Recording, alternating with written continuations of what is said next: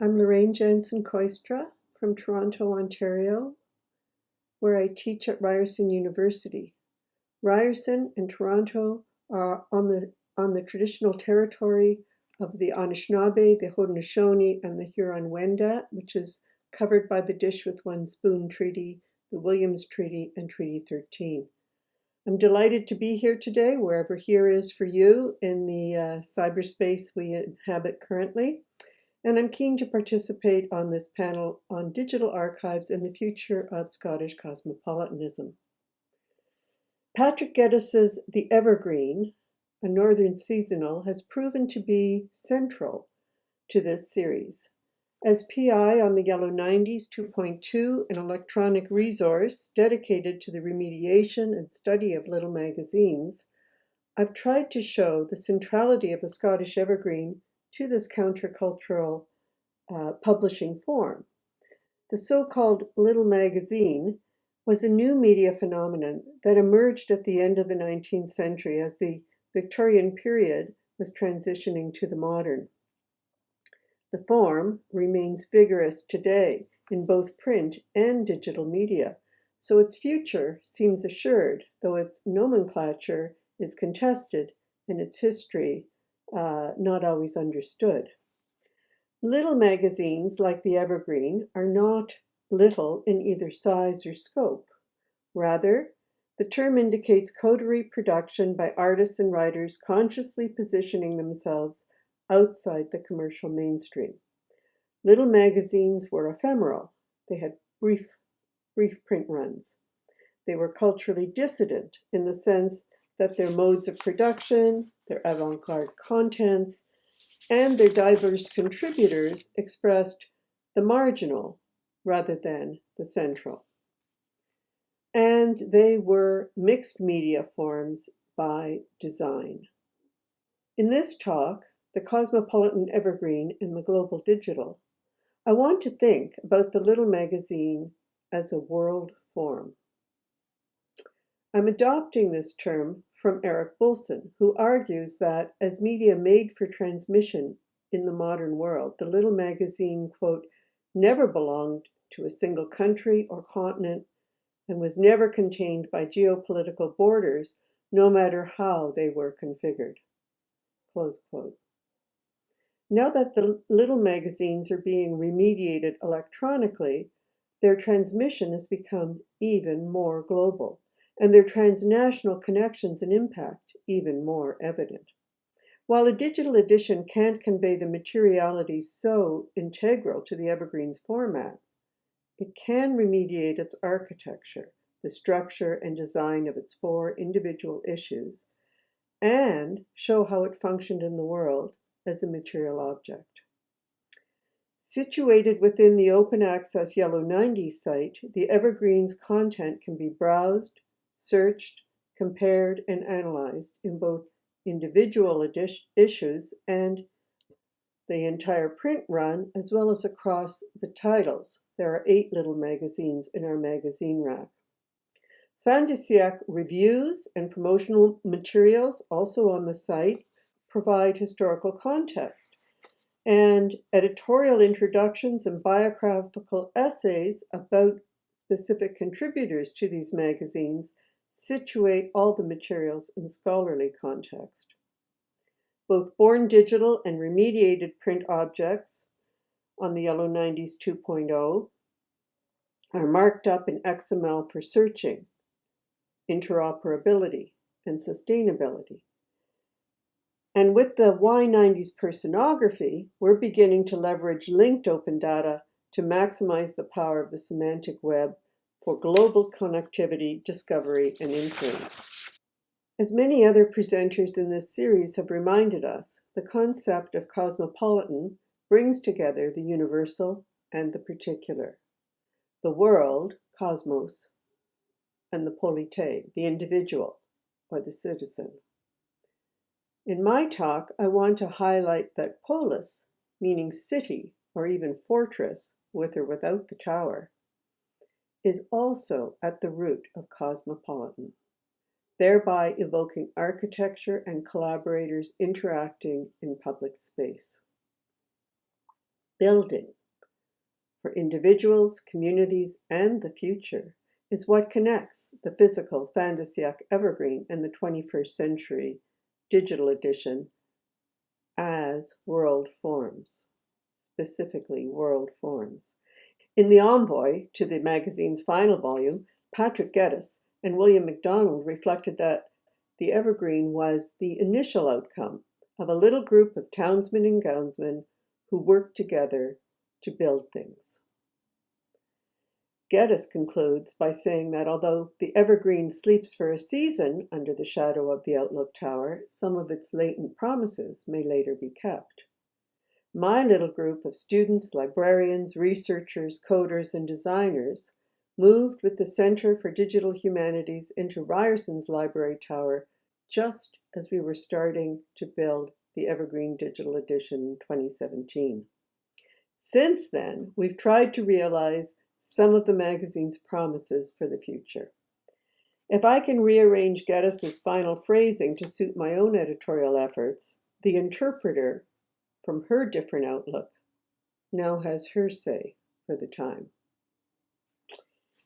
In the digital humanities, as in bibliographic studies, design is recognized as part of the interpretive object an edition makes about its remediated object. I want to elaborate on 4 editorial statements implicit in the design of the Evergreen on Yellow 90s 2.0. And I'm going to take these 4 implicit statements one at a time. First, the story of Fantasiac little magazines does not begin and end in urban London. Fantasiac little magazines are an interesting example of the Cosmopolitan, as they tend to be produced by a localized group of artists and writers with worldwide networks of exchange and effect. Although the Yellow Book spilled its titular color over the decade and has dominated critical discourse since the Fantasiac, the display of the Y90's magazine rack argues that it is only one of a number of Fantasiac little magazines, and not necessarily the central one. In making this argument, the digital display dematerializes the magazines and homogenizes their various sizes and formats. That's unfortunate. But what it does do, it is to assert the significance of publications outside the metropolis. My team selected the Evergreen as the first digital edition to build after the Yellow Book was completed because we wanted to put the regional into dialogue with the metropolitan, the so-called marginal and the so-called central. And that brings me to the second point. In the study of little magazines, margins are as important as centers, and that applies to page design, artistic and literary content, and contributor identity. Editing the Evergreen challenged us to rethink the relative importance of margins and centers in a variety of ways. Unlike the Yellow Book, which segregated image and text as an expression of its own modernity, the Evergreen made the decorated page central to its architecture, asserting its vision for a historically grounded future through the language of ornament.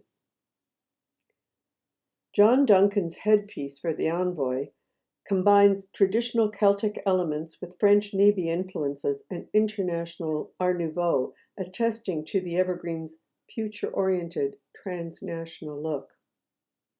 As the icon for this series in Scottish cosmopolitanism at the Fantasiac, Duncan's ornament perfectly conveys the fluid and interlaced web of exchanges that bring together the cosmos and the polité, the changing world and the many-faceted individual. The Evergreen Digital Edition ensures users see the architecture of each decorated page in both HTML and flipbook versions. And the Y90's database of ornament allows them to compare decorative devices across volumes, print runs, and titles.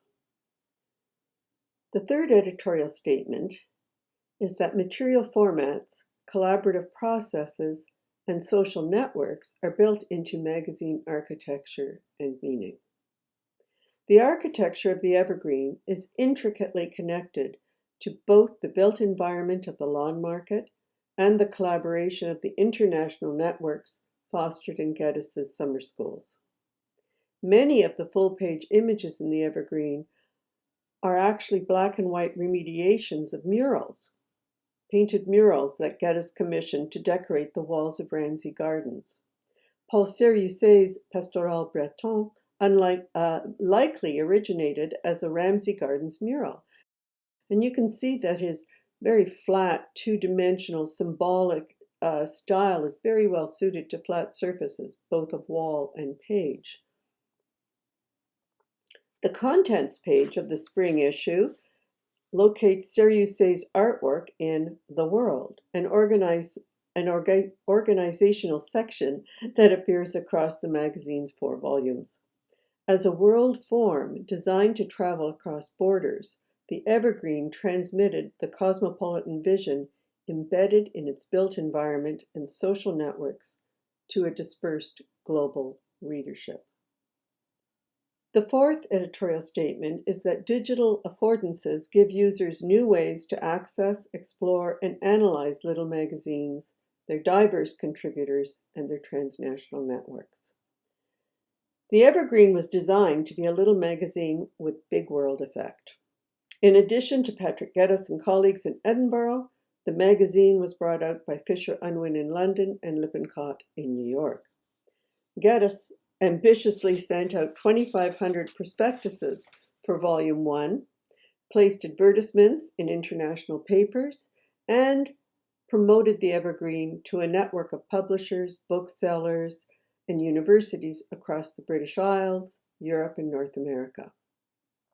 He also paid for the services of Durant's press cuttings and those of Le Courrier de la Presse so that he could receive notices from all the English and French papers. On the Y90's reviews page, users can read the reprinted reviews in the aptly titled Cosmopolis Literary Advertiser, as well as full reviews from both British and American periodicals, which are part of our archival materials on the site. As Evangelia Stead observes, so-called little magazines were always big, interlinked as they were with the mainstream press, whose review columns disseminated their new forms, ideas, and aesthetics to international audiences. In Little Magazine World Form, Bolson coins the neologism digital magazine, or digital magazine, depending on how you want to say it, to capture the format in which most 21st century readers will encounter publications like the Evergreen. The Y90 statistics captured on March 17, 2021, show that about 2,500 individuals have accessed the Evergreen digital edition from countries in Australasia, Europe, and North America. In designing the Cosmopolitan Evergreen for today's global readers, my hope is that they will discover an evergreen world form and create new knowledge about the people who envisioned it, the places that embodied it, and the media that expressed it. I want to close by thanking Matthew and Michael very much for inviting me to present on the Evergreen Digital Edition, and to gratefully acknowledge the Y90's team members who helped build it, as well as the Social Sciences and Humanities Research Council of Canada that helped fund it. If you're interested in contributing a biography for an Evergreen contributor, please contact me or Acquisitions Editor Conrad Claus. And we've provided a spreadsheet of all the Evergreen contributors, which is a subset of our Y90's personography. If you are interested in the personography, you can go online and manipulate the data there, and also contribute your own information to the data if you like, or simply draw on that data in your own projects and visualizations. Thank you very much.